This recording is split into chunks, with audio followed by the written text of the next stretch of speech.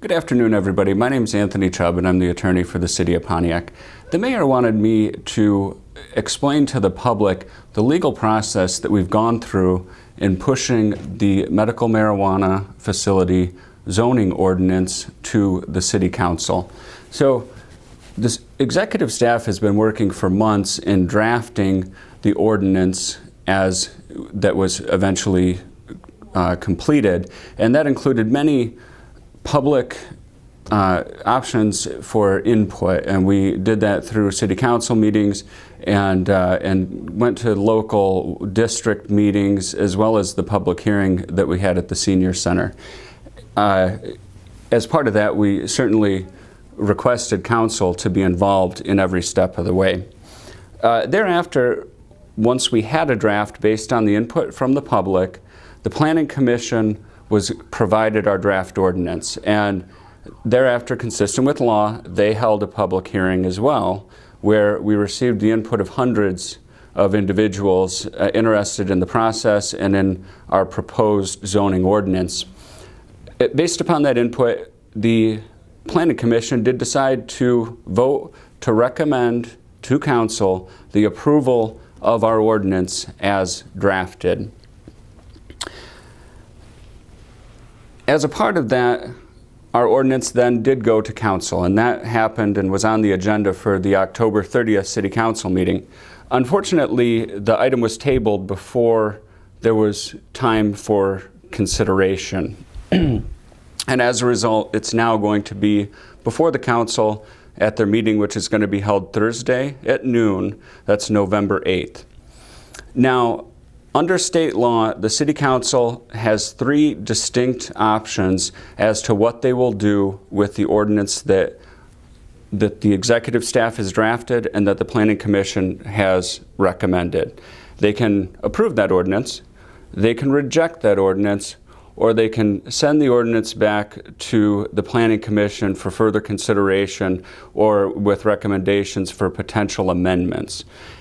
Now, if it went back to the Planning Commission, the Planning Commission would be required to hold another public hearing, which requires a 15-day notice. And likewise, if they rejected it, the Planning Commission would have to review a new ordinance that would be drafted by the executive staff, which would also be subject to a public hearing. Either of those options would mean that on November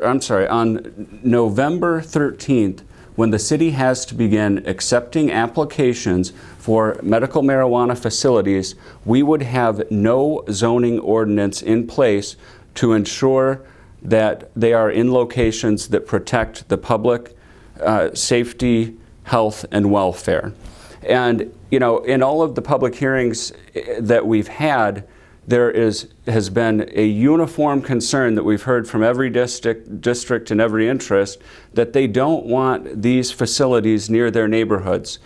Although we've been able to include that in the ordinance, unfortunately, if we don't have that ordinance in place, that concern is certainly going to be at issue.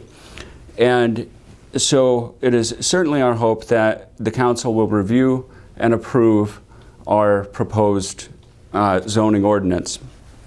Now, as part of that, the mayor also wanted me to point out that she has a concern that the public is ensured of the integrity of the process and the selection and review of applications for these medical marijuana facilities. And so to further that, and in support of the charter, the mayor has provided disclosure forms to the Planning Commission and to the City Council. This is this duty or conflict of interest obligation arises out of chapter 6.107 of the City Charter, which notes that an elective officer or appointee who has a personal conflict between a personal interest and the public interest as defined by the charter or ordinance shall fully disclose it to the city attorney and explain the nature of that conflict. And so through these disclosure forms, the Planning Commission, in fact, all of them did complete those forms and showed that they did not have a conflict, and it's certainly the mayor's hope that the city council will do the same. Please come to the meeting on the 8th and make sure that the council is aware of your opinion. Thank you.